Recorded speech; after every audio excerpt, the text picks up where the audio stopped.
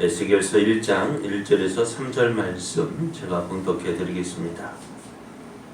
30째 해 넷째 달 초다스에 내가 그발 강가 사로잡힌 자 중에 있을 때 하늘이 열리며 하나님의 모습이 내게 보이니 여호야긴 왕이 사로잡힌 지 5년 그달 초닷새라. 갈대아 땅 그발 강가에서 여호와의 말씀이 부시의 아들 제사장 나 에스겔에게 특별히 임하고 여호와의 권능이 내 위에 있으니라. 아멘. 할렐루야. 우리를 사랑하시는 하나님의 은혜 안에서 2021년 11월 29일이 시작이 되었습니다. 우리와 함께 하시며 우리에게 복 주시기를 기뻐하시는 하나님을 믿고 의지함으로 어제보다 더 좋은 오늘이 되기를 예수님의 이름으로 축복합니다. 아멘. 오늘 우리에게 주신 하나님 말씀을 통해서 에스겔서를 시작하면서라는 제목으로 하나님 말씀을 증거하겠습니다. 성경을 읽는 가운데 사람이 가장 많이 읽는 성경이라면은 어느 성경일까요? 성경을 읽기로 작정하고 처음 열어보는 성경이 창세기죠. 창세기를 읽고 또 마태복음을 읽고 그런 가운데 또 시편도 읽어보고 잠언도 읽기도 합니다. 또 때로는 역사서도 참 재미있게 읽을 수가 있는데요. 그런데 참 손이 아직 가지 않는 성경이 있어요. 손이 가지 않는 부분이 어디냐? 저도 참 그랬던 것 같아요. 선지서, 그래 이사야서나 다니엘서 같은 거, 다니엘서 같은 그래도 좀 많이 좀 읽습니다만은 에스겔서는 어떨까요? 여러분 에스겔서 어때요? 많이 읽어요? 참 이상하죠. 예레미야까지는 읽어보는데 에스겔서는 참 손이 많이 안 간 것 같아요. 저도 지금까지 이제 신학하고 한지 이제 몇 년이요? 한 20년, 30년이 다 돼 가는데요. 생각해보니까는 에스겔서를 생각해보니까 뭐 에스겔의 한상을 보여주소서 하는 그 성경, 그 말씀은 그 말씀 말고는 별로 생각이 나는 부분이 없는 것 같아요. 다시 말씀드리면 에스겔서로 설교를 준비해 본 적이 없었던 것 같아요. 그래서 이사야를 마치면서 무엇을 할까 고민하다가 한번 에스겔서를 함께 묵상하고 또 에스겔서를 통해서 우리가 주시는 하나님의 은혜를 우리가 누리는 것이 어떨까 하는 생각이 들었습니다. 그래서 이제 오늘부터 이제 에스겔서를 시작할 텐데요. 에스겔서를 통해서 주시는 하나님의 풍성한 은혜가 넘쳐나기를, 그래서 우리의 믿음이 더욱더 성장되기를 바라면서 함께 이제 에스겔서를 묵상해 나가고자 합니다. 에스겔서는 누가 기록했느냐? 오늘 말씀을 보면은 3절을 보면은 갈대아 땅 그발 강가에서 여호와의 말씀이 부시의 아들 제사장 나 에스겔에게 특별히 임하고 여호와의 권능이 내 위에 있으니라 했습니다. 에스겔서는 부시의 아들 제사장 에스겔이 기록을 했습니다. 에스겔이라는 이름은 하나님께서 강하게 하신다라는 그런 뜻이 있어요. 하나님께서 강하게 하신다. 그래서 하나님은 에스겔의 이름과 같이 혼란스러운 시대에 어려운 임무를 맡은 에스겔이 그의 사역을 잘 감당할 수 있도록 그를 강하게 하셨습니다. 그런데 에스겔이라는 이름은요, 다른 성경에는 나오지 않아요. 에스겔이 어떤 사람인지 어떻게 할 수 있어요? 이 에스겔서에서는 알려진 것이 없습니다. 그래서 많이 들려지지 않은 그러한 선지자이기도 합니다만, 그러나 에스겔은 언제 태어났느냐? 유다왕 요시야 시대에 예루살렘에서 태어났습니다. 그리고 그 집안이 제사장의 집안이나 제사장의 수업을 받으면서 성장을 했어요. 그러다 그의 나이 25세가 되던 해인 주전 597년에 바벨론의 두 번째 공격을 받았고, 이때 당시에 유다왕 여호야긴 왕이 어떻게요? 여호야긴이 왕이었는데 바벨론의 침략을 받아서 이제 여호야긴과 왕족 또 많은 유력한 인물들이 바벨론의 포로로 잡혀왔어요. 그 포로들 가운데 이 에스겔도 포함이 되어 있습니다. 포로로 잡혀온 이 유대인들, 그러니까 에스겔 2차 포로로 잡혀왔던 이 유대인들은 바벨론 땅의 그발 강변에 있는 데라빗이라는 곳에서 그 다른 유대인들과 함께 집단 공동체를 이루며 살았습니다. 이런 상황에서 포로 생활에서 포로로 잡혀가서 그곳에서 하나님의 부르심으로 선지자로 부르심을 받았어요. 그러니까 이 에스겔이 어디서 선지자 사역을 했느냐?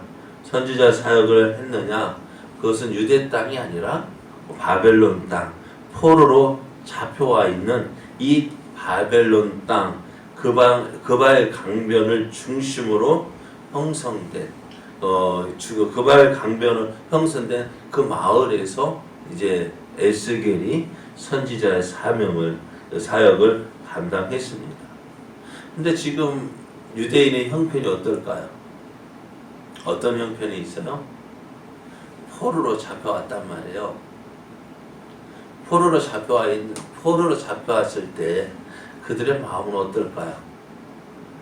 얼마 전까지만 해도 이들은 유대 땅 예루살렘에서 왕이었고 왕족이었고 귀족들이었고 남부럽지 않게 모든 것 다 가지고 누리며 살고 있었던 이들이었습니다. 그런데 포로로 잡혀왔다니까 어떻게 되었을까요? 하나님의 선민이었던 자신들, 하나님의 선민인 자신들이 이렇게 포로로 잡혀왔다는 것은 무엇을 의미할까요? 야, 하나님께서 정말 우리를 버리셨을까? 하나님께서 정말 우리를 버리셨을까?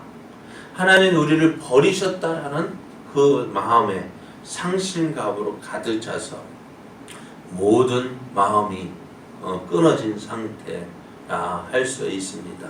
실망감과 좌절감에 빠져서 아무런 소망도 없이 살아가던 그러한 시대였어요. 또 그런 가운데서도 이제 머지않아 예루살렘으로 돌아갈 수 있을 것이라는 그런 안일한 생각을 가지고 있었습니다. 얼마 지나지 않아서. 그런데 몇 년 동안요. 70년 동안 포로 생활을 해야 되는데 그냥 단순히 머지않아 돌아갈 거야. 그런 안일한 생각을 하게 됐습니다. 또 이렇게 포로로 잡혀온 유대인 말고도 어디에 있어요? 예루살렘에는 아직 남아있는 유대인들이 있습니다. 그들은 다른 사람 다 포로로 잡혀갔는데 자신들은 어떻게 해요? 아직 예루살렘에 남아있단 말이에요. 예루살렘에 남아있으니까 우리는 이렇게 다른 다 포로 잡혀가고 나는 남아있으니까 어떻게 나는 하나님께서 사랑하시는 사람이야. 고통당하지 않고 또 포로로 끌려가지 않고 이렇게 지금 예루살렘에 남아있으니까 나는 의인이야. 그래도 그렇게 이제 자만하고 있었고 또 하나님의 성전이 있는 예루살렘은 절대로 이방인의 공격에 함락되지 않을 것이라는 교만한 교만과 착각에 빠져 있었어요. 근데 보십시오.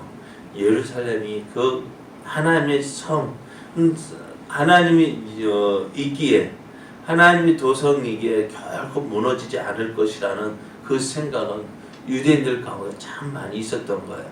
왜요? 예루살렘에 무엇이 있어요? 성전이 있어요. 하나님이 계시는 곳. 하나님이 계시는 곳이기에 결코 무너질 수 없다라고 생각을 했습니다. 그러나 하나님은 이렇게 그들이 생각하기 전에 그들이 하나님을 버리고 우상을 섬긴다 한다면 어떻게 한다고요? 이 성전이라 할지라도 하나님 버리실 것이다 했습니다. 솔로몬이 성전을 짓고 하나님 앞에 봉헌식을 할 때에 하나님 분명하게 말씀하셨어요. 너가 이렇게 아름답게 성전을 지었다 할지라도 너희가 내게 범죄하고 우상을 섬기면은 이 성전이라 할지라도 어떻게 해요? 무너뜨릴 것이다 라고 하셨어요. 지금 에스겔이 이 에스겔서를 기록한 것이 어디라고요? 유대 땅이 아니라 바벨론 땅 그발 강가에서 포로로 잡혀온 상황에서 이 에스겔서를 기록했다 했습니다. 그러면은 하나님은 에스겔을 통해서 무엇을 말씀하시고자 하실까요? 에스겔서를 왜 기록했을까? 그것은요, 첫째로 보면은 예루살렘의 멸망과 유다 백성들의 포로됨이 이제 군사적인 힘의 열세 때문이 아니라 이스라엘이 우상을 숭배하고 무지한 사람들의 피를 흘리는 죄악 때문이라는 것입니다. 사람들의 생각에 우리가 힘이 없어서 바벨론의 그 군사력 때문에 우리가 포로로 잡혀왔다. 그런데 이전까지 어떻게 했어요? 이스라엘이 힘이 있어서 그 유대 땅 예루살렘에서 그 가나안 땅에 살고 있었던 것이 아니에요. 이스라엘이 힘이 있었기 때문이 아니라 하나님이 지켜주시고 보호하셨기 때문에 그들이 그곳에서 살 수 있었던 거 아니에요? 그렇잖아. 이스라엘이 가나안 땅에 들어갈 때 이스라엘의 그 애굽에서 나온 출애굽 1세대들이 뭐라고 이야기했어요? 우리는 이 가나안 땅에 들어갈 수 있다 했어요? 없다 했어요? 네? 12정탐권 중에 10명의 정탐꾼들이 뭐라고 얘기했어요? 우리는 이 땅에 들어갈 수 없다 했어요. 왜요? 그곳에 살고 있는 사람들은 거인 자손이에요. 그러니까 우리들 보기에는 우리가 어떻다고 메뚜기 같은 존재다. 우리는 보잘것 없는 존재고 저들은 어떻게 크고 강한 족속이다. 그래서 이스라엘은 우리 못 들어가. 그리고 그래서 어떻게 40년 광야 생활을 했잖아요. 40년 광야 생활을 하고 난 뒤에 이스라엘이 다시 가나안 땅에 들어가고자 할 때에 어떻을까요? 가나안 족속들이 작아졌을까요? 이스라엘 백성이 40년 동안 크고 강해졌을까요? 아니요. 여전히 가나안 족속들은 크고 강했고 이스라엘은 여전히 볼품없는 별거 아닌 존재들이었어요. 그런 그들이 가나안 땅을 차지할 수 있었던 것은 무엇 때문에요? 이스라엘의 힘이 아니에요. 이스라엘의 힘이 아니라는 그 이유, 그 증거가 뭐냐? 아이성 싸움이에요. 아이성은 어떻다고? 큰 성도 아니에요. 그리 크지 아주 작은 성이에요. 근데 그 성하고 아이성 사람하고 싸울 때 어떻게 했어요? 이겼어요? 졌어요? 첫 번째 졌어요. 그 아이성 싸움에 지고 말았어요. 그랬더니 이스라엘 백성 낙심하잖아. 이제 우리는 죽었구나. 그래요.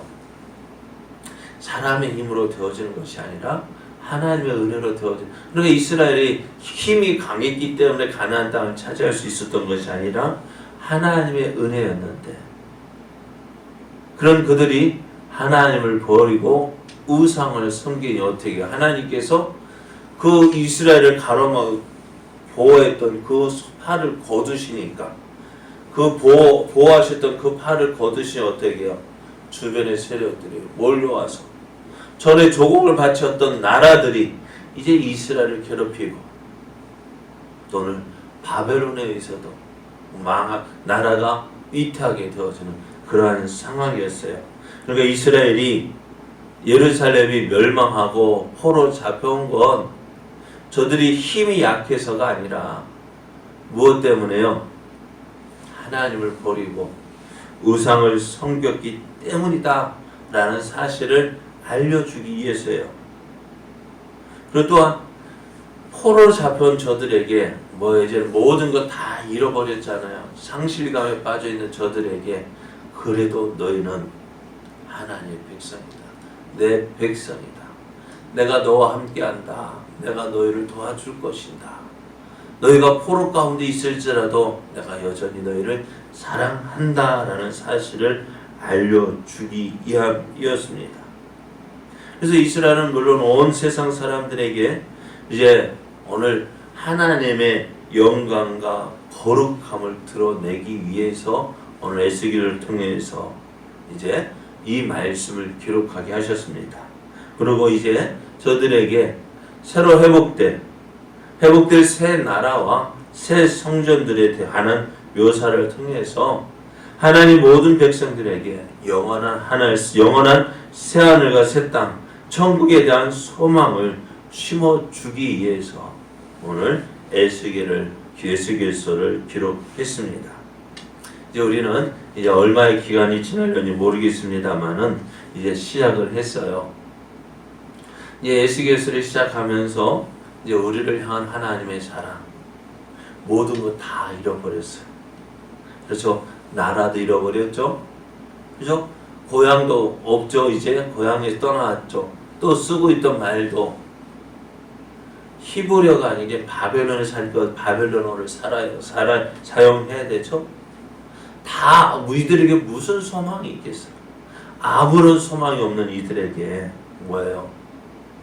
그런 가운데서도 함께 하셨던 그 하나님의 사랑, 하나님의 은혜, 그것을 우리가 에스겔서를 통해서 발견하고 이제 우리의 삶이 오늘 포로로 잡혀왔던 이 이스라엘과 같은 상황일지라도 그 사랑, 그 하나님의 사랑 의지하여서 내가 아무리 힘들고 어렵고 괴롭고 내 뜻대로 되는 것 없다 할지라도 이 모든 상황을 이겨낼 수 있는 방법은 뭐예요?